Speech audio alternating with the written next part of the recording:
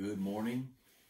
Nice to have a few minutes together here in the middle of the week as we look forward to church tonight. And just wanted to remind you to be praying for your country, praying for our state, praying for our churches across the nation. And well, there's a great spiritual battle going on, and it's not a political party, although of course the wicked one could use a political party. But the great battle is a spiritual one between good and evil, between freedom and bondage. I've been to New Zealand and preached on several occasions there, and have some very good friends there. And they're having like concentration camps for people, and you are kept in quarantine over COVID. And several million people in the nation of New Zealand had a total of 25 deaths. And yet freedom is being ripped away. And if you refuse a test, if you refuse to be tested, they keep you. They literally keep you another 14 days. I don't know all the details about it, but it's freedom and bondage. It's at stake today. And the devil is a destroyer of freedom. And we're facing a lot of that today. But the good news is God is on the throne, and I don't think we should just bow down and surrender to that kind of nonsense, because we're Americans, and whatever New Zealand does, up to them. But as Americans, we have a constitution, we have a Bill of Rights, and we have guaranteed freedoms. And thank God we can have elections. And hope you'll pray. Wouldn't it be great if we could literally just roll the tide to the right for more conservative values, for Bible, for prayer, for freedom?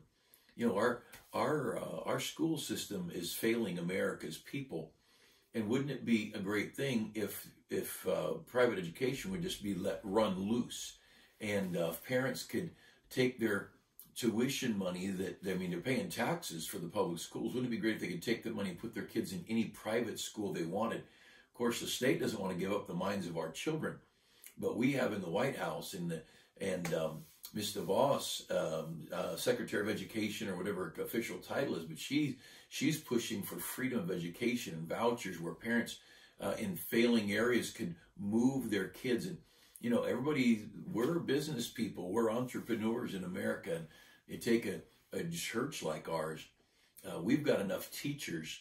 I mean, people who've got teaching credentials and experience that are members of our church doing, some housewives, some doing various jobs. If we wanted to open up another school or two, we've got the teachers, and you could make money. I mean, if people had money to pay the tuition, what wonderful things could happen. How many more kids could be in Christian education? Of course, the devil doesn't want that. And so there's a lot at stake in these elections. It's not just about socialism, but socialism is about control. And that is the story all the way around the world. You know what? Everything the devil does is control. Alcoholism, what is it? The alcohol controls you. Drug addiction, what does it do? The drugs control you. Moral addictions, pornography, and those things, they're controlling.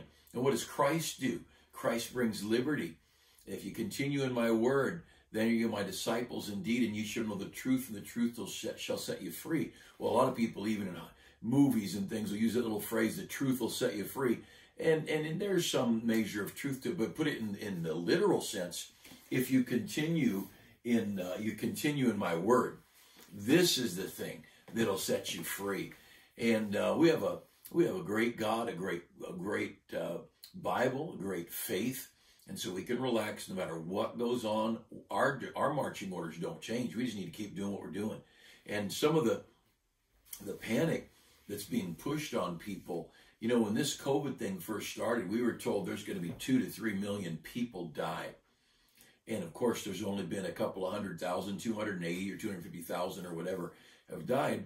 And not to make light of those deaths, but that's not unreasonable compared to other years' flu season deaths.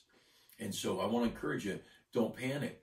You can go for a walk. You can go outside and smile and see the sun. You can hold your husband or wife's hand, and you can go on a bike ride, and you can enjoy the outdoors, and you can go to church, and you know what? You can shake hands if you want to. You don't have to. I want you to do whatever you feel good about with your own conscience, but I want to challenge you. I'm your pastor.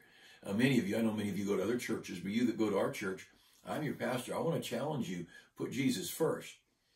You go to people like Hudson Taylor. He buried his first daughter there in China, and he said God reserves his best for those who leave the choice to him. Then he buried his second daughter in China, and again, kneeling at a grave of his two little girls buried side by side, God reserves his best for those who leave the choice to him. And then sometime later, he buried his wife next to his two girls, and one more time he committed his life to God and said, I'm going to trust you. God reserves his very best for those who leave the choice to him.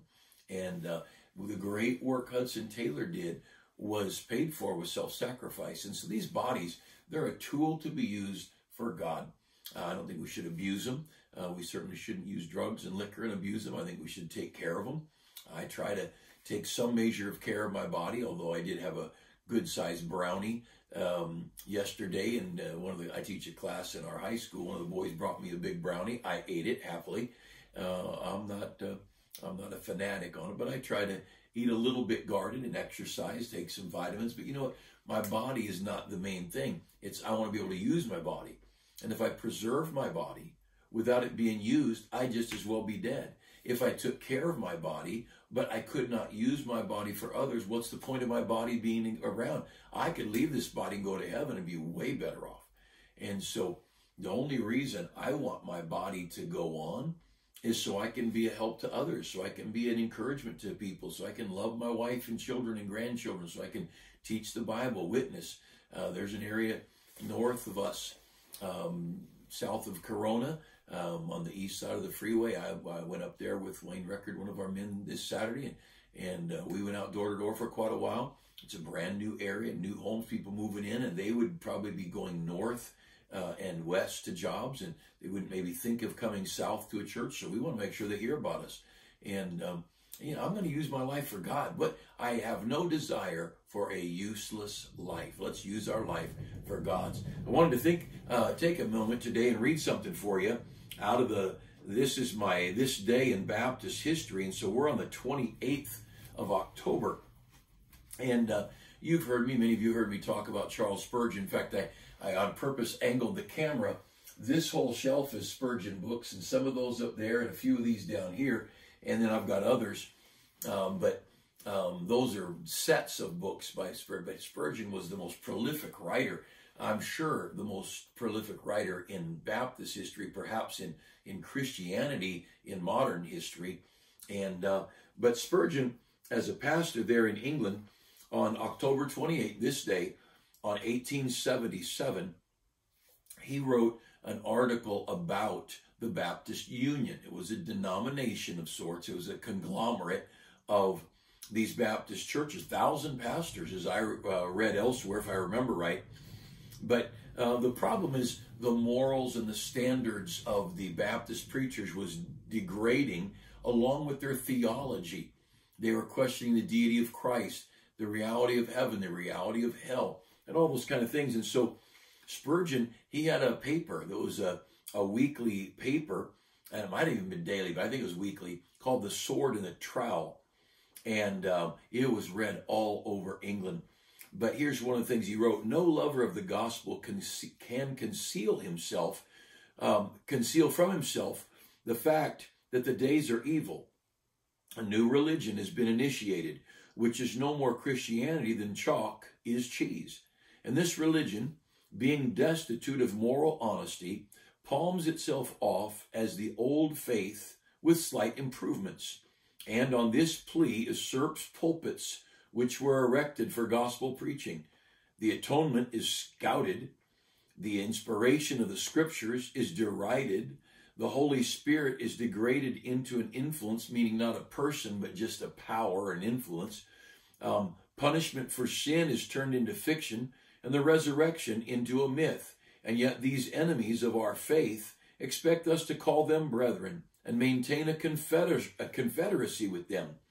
And at the back of this, in the back of all this, is doctrinal falsehood and the decline in spiritual living, evidenced by a taste for questionable amusements and a weariness of devotional meetings. And so Spurgeon, he continued to write much of, they call it the downgrade controversy. And he talked about the decline of attendance to Wednesday night prayer meetings, their midweek prayer meetings. He talked about a worldliness in the ministers relating especially to their areas of entertainment. Doesn't that sound like America today? And then, of course, doctrinal problems. And over these years, he battled that thing. And many of his own former students that he trained in his college took off the other direction. And so broke his heart. His wife said that he believed that was one of the main reasons for his premature death. 57 years old, Charles Spurgeon went to heaven, but he's left a legacy of truth and wisdom and spiritual brilliance. But he took his stand, and he left the Baptist Union and became an independent Baptist. Said, I don't need you guys. And they begged him later to come back. And he said, no, I stayed too long. And he regretted not leaving sooner. And I remember the story of our pastor, Dr. Jack Hiles.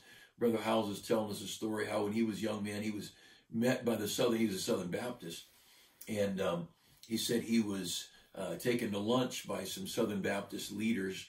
And they sat down to eat, and one of the men said that he was a young man in his 20s, but he had the fastest growing church in the state. He was preaching everywhere.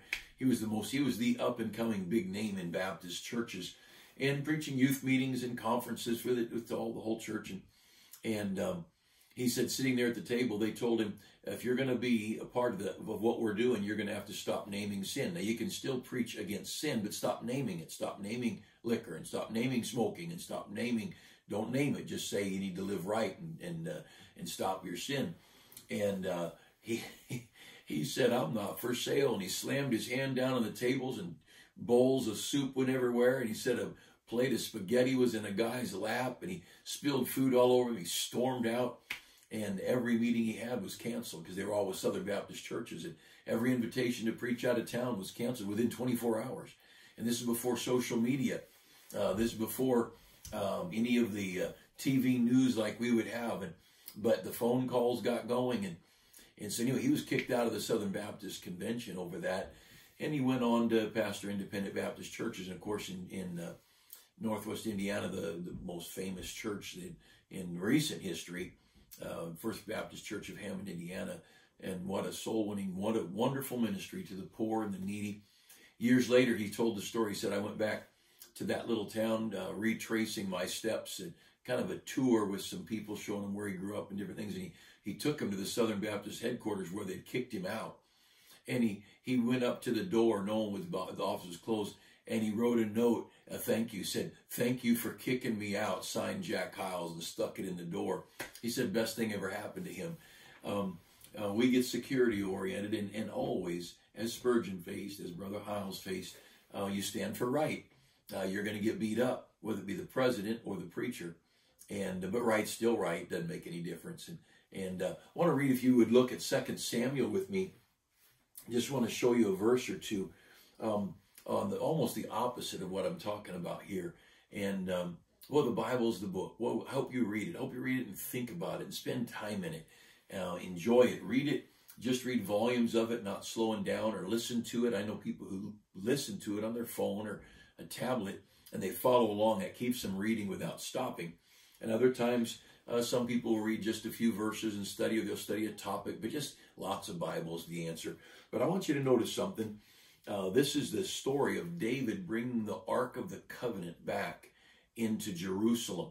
Now, the Ark of the Covenant, not Noah's Ark, it was that little thing with golden poles, golden-plated wooden poles, and the priests carried this ark, and it was a small curtain thing, and inside it was some manna in a pot, and there was the tablet with the stones, and there's Aaron's rod that budded, and just a few things, and then that was kind of the center of the worship. Well, it had been taken captive, or in 1 Samuel, when Eli's sons had taken the ark out into battle, and the Israel was beaten, and the ark was taken to the Philistines. Anyway, so it works its way back. And so David said, well, I want the ark back where it belongs. So the law back in the book of Exodus was that ark was always to be carried on the shoulders of the priests. And there was a lot of symbolism in it I won't get into. But it had to be carried. Well, in the story here, in 2 Samuel 6, verse 5, and David and all the house of Israel played before the Lord on all manner of instruments made of fir wood, even on harps and psalteries and timbrels and on cornets and cymbals. So they had an orchestra going. And it was exciting, and they're going to bring this ark back. And so they're back in Jerusalem. So they've got people singing, and it was an exciting thing. And they had, in verse 4, they brought it out of the house of Abinadab, which is at Gibeah, and they brought out that ark. And verse 3, I'm going backwards here, they set the ark of God upon a new cart and brought it out of the house of Abinadab. So they had a couple of guys, one guy driving the cart, one priest walking alongside, and they put the ark on the cart, and the cart's driving it in there, and they've got the music playing. You go back up to verse 1, David chose out 30,000 people. I mean, we're looking at a huge crowd of people, 30,000 people gathered. It was parades and music and people dancing, not like, nightclub dancing, but dancing around. It was excitement, and boy, they were so thrilled with all their heart. They were praising God and worshiping God. A very sincere group of people. They're David, the man after God's own heart, filled with sincerity and earnestness, desiring to bring the ark back to its place in Jerusalem. But it wasn't supposed to be on a cart. It was supposed to be carried. And so you read there in verse 6, and when they came to Nashon's threshing floor, Uzzah put forth his hand to the ark of God and took hold of it, for the oxen shook it. We weren't supposed to touch the ark. But it was shaken a little bit with the cart, and so Uzzah put his hand up to steady it a little bit, and God killed him, just like that. And he died. And the anger of the Lord was kindled against Uzzah, and God smote him there for his error, and he died by the ark of God. And David, verse 8, was displeased. Now, David wasn't happy about it, but I have a feeling David knew right away. You ever get into a situation and something happens and you think, I knew that. I knew that wasn't the right way to do that. Well, I believe David knew right away. I don't know that, but he certainly did before long, because it wasn't, you just read on a little bit further, and they come back and they carry the ark into town. And they knew it. And here's my thought this morning. Just because you're sincere doesn't make it right. And we're in a culture in America today where it's all about how you feel and the warm and fuzziness, and, well, they're sincere and they're really trying. Well, you know what? Wrong is wrong, whether you're sincere or not. And right is right, whether you're sincere or not. Remember, Jeremiah is down in a dungeon, miserable life. He's been abused and hurt, so much suffering in his life. And finally he says, God, you're powerful. I'm not. You're strong. I'm weak. You're holy. I'm not. But I'm done. You've deceived me. Here in my vernacular, here I thought I'd go preaching the gospel and people get saved and they'd love me. And now look at the mess I'm in. And he said, I'm done. I'm not going to talk about you anymore. He was sincerely done. And then you read a verse or two, and he said, but his word was in my heart like a burning fire, and I could not contain.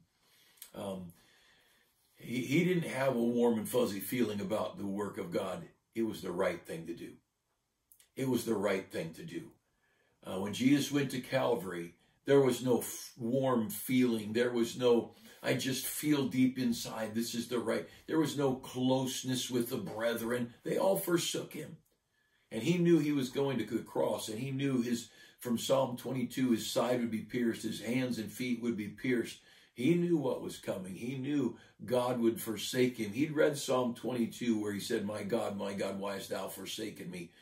Jesus knew what was coming, but he still went to the cross. He didn't go to the cross because he felt good. He didn't go to the cross. It was the right thing to do. And we have a culture that justifies wrongdoing because people are sincere. And God doesn't do that. You go back to the Garden of Eden. I think Eve was very sincere when she took the forbidden fruit. And I think it says she saw that it was a tree to be desired to make one wise, and it was a tree, the fruit was good to eat, and it was pleasant to the eyes. It looked good, it tasted good, and it was going to make you wise. What's wrong? How can you go wrong with that? And so Eve took that fruit, ate it, and gave it to her husband. He ate it and cursed the whole world. And sincerity is not the issue. Now, so there are times God lets some things slide. There's times you read the Bible. I think of the time that Israel wanted a king, and God didn't want him to have a king. He wanted a theocracy, a God-led nation. They wanted a monarchy, a man-led nation. And they said, the preacher, Samuel, said, no, you don't want a king. You just follow God. God's taken care of you so far. He'll keep taking care of you. And they said, no, we want a king to be like all the nations around us. And then they wanted to be like the world around them. It's like so many Christians want to be like the world. So many Christians want to fit in with the world. And Samuel, brokenhearted, cried. And God said, what are you crying about? It's me they rejected, not you. And he said, go give them a king. And you know what God did? God, in that case, God said, all right, I'll give you a king. It'll cost you. But if you insist, I'll start working with you. And of course, there was Saul was the king, and then David, and then Solomon. And God worked through these kings in great ways. But it wasn't his will. It wasn't his plan. But in some cases, like with Uzzah, sincerity cost this man his life. There's probably a wife and kids who lost their husband and daddy because the king did what he was sincere about, but it was not what was right. Now, here's what I just like to encourage you. And there's many stories like that. Of course, there's times people do wrong on purpose. Ananias and Sapphira in Acts chapter 5, I guess it is, they lied about their giving. They knew they were deceptive, and God killed them. But there's many times that I think in sincerity we get off. David said in the Psalms, cleanse thou me from secret faults. There's times I do wrong, God, and I don't even realize I'm doing wrong. But God, I really want to do right. And I think that would be a good spot for us to stop just for a minute before we close. I want to encourage you, take time to seek God's will. I think you got to start the morning and say, God, help me do right today. And I pray so often, God, help my eyes see, help my ears hear, help my heart to be sensitive, help me to act right, because sometimes something looks right and it's not. Sometimes seems wrong and it's really right. And I think we ought to go to God often during the day and pray. And yesterday, I had a conversation with one of our members about a life-changing decision. And I said, I don't think you're looking at right and wrong, because you're not talking about going and getting drunk or staying sober, but it's a decision that to be made that maybe, it was A or B, and one might be more wise than the other. One might be easier to travel. One might be more spiritual than the other. But I didn't see it as a sinful, righteous decision. But I encouraged him, take some time to think. Don't make a sudden decision. And I told him, you're going to have to make the call. But I gave him some guidelines to think about. But I want to encourage you, take time to ask God. Ask him what you should do. Ask him how you should respond. People drop out of church because they get their feelings hurt. And I always think it's interesting, people that maybe got saved in our church, people that grew in grace at our church, people that learned to win souls in our church. And all of a sudden, something goes wrong, and you're gone, just like that. They're done. I'm done. And I think maybe you ought to ask God. We are God's. Maybe we ought to ask God what we ought to do. Just in case you didn't know, I didn't quit this church the first time somebody was ugly to me. And there's been maybe twice in these 38 years somebody's been mean to me, maybe even 3 times. But I'm not here because people are nice to me. I'm here because it's the will of God. And I want to be careful that some difficulty or some temptation that looks good doesn't get me out of the will of God. And in the case of David, he made a decision in all sincerity that was completely wrong and cost this man his life. And there's other stories like that. And so I want to encourage you, just this, I don't think we ought to be afraid. I think we ought to be fearful of God. I mean, we ought to realize, you know what? You're God. I'm not. You're holy. I'm not. God, you got to help me here. And it's great to know 1 John 1, if we confess our sin, he's faithful and just to forgive us our sin. It's so good to know that God knows already that we mess up. He said in 1 John 1:8, I think it's verse 8, that says, if we say we have no sin, we deceive ourselves. So of course, God knows we're going to sin. That's what the blood is all about. And so I go to God and say, I'm really trying here, God, but you know what? You're going to have to help me. And when I mess up, God, I need forgiveness. And I'm not always listening real good, God. And I don't think you should be discouraged. I think you should go seeking God's help, begging him for help, pleading for mercy. I mean, I want to be a good parent. I want to be a good grandparent. I want to be a good pastor. I want to be a good husband. But I'm just flesh. And, I need God's guidance to make good choices. And I don't want anybody hurt because my of my poor choices. Along the lines of that, I think we should look at our brethren and realize they're just flesh. And we ought to pray for them, that they would make good choices. And when they make a dumb choice, we didn't abandon David in the story of 2 Samuel there. We read the story of David, and he mishandled the situation. A man died. I mean, the guy died. But you know what? We didn't throw the Bible out and say, well, we're going to tear out all the pages that have to do with David. You know what we did? We realized, you know what, David, that was a bad thing. Hopefully I'll learn from that, David. And your brethren are gonna stumble. They're gonna make a bad choice, and they're gonna have those moments when they you know, they could have been this, but they did this, and whatever it might have been, might be a financial decision, or might be you know, marriage. Maybe they married somebody, you know, married an unsaved person, and they just got drawn off. And we know you should marry a child of God, but you shouldn't marry the unsaved. But sometimes we get tempted and we make unwise choices, and maybe somebody spends money on something. Your spouse buys something, and maybe makes a decision financially that hurts you, hurts the family. We'll have mercy, because we're all in this thing together. And although David did not seek God's direction, and he made a bad choice, God didn't give up on David. And David made it right, brought the ark into town.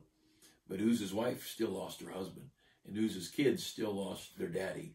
And so let's be careful. Let's seek God's will, and let's just do our best to look to God. And for our country, oh, what a great country God's given us. Pray for this nation, that we might keep our hearts turned toward God. Don't forget, Sunday morning, we've got Brother Walker going to be with us. Sunday morning, Sunday night, and then Monday night, he and Mrs. Walker are going to teach on the home together. Tuesday night be a ladies' night, a good activity. You'll enjoy it. And well, I hope you'll be. Let's do this. Let's get back into church. How about that? Some of you that have been out of church, our positive rate of testing, you know, number of cases of COVID is everywhere is high, because we're testing lots more, 1 million people a day or some crazy number like that. But you know, our death rate's way down almost to nothing. And don't panic. Don't be afraid. Let's do the will of God. And I want to encourage you, if you're at home, try coming to parking lot church and greeting some people through the window. And you that are in the parking lot, slip into one of the overflow rooms, and let's get back in church. All right, let's get Matthew 6:33. Seek ye first the kingdom of God. Now you have to make the call. You know it's best for your health. I'm encouraging you. Let's don't miss this thing called Christianity. Let's don't let it. How many months are we going to miss fellowship and preaching and singing and being together with the people of God? And it's just like prison. It's just like prison. If you can't be around the people of God, you just will throw me in jail. And jail's punishment. And I don't think the government's got any right to put you in jail. So anyway, you hang in there, and whatever you need to do to take care of you, it's between you and the Lord. But your pastor's praying for you. And if you have any needs, some of you that maybe have not been able to touch base with you, send a text or give a call up to church. And most of you have my cell phone number. You call me and just check in, say, Pastor, just want you to know everything's good. I'm watching church online, and I'm praying for our church. And it'd be good. It encouraged me to hear from you. So you keep faithful, would you? And let's trust God that he'll take care of our elections, take care of our country, and he'll keep taking care of us to the end.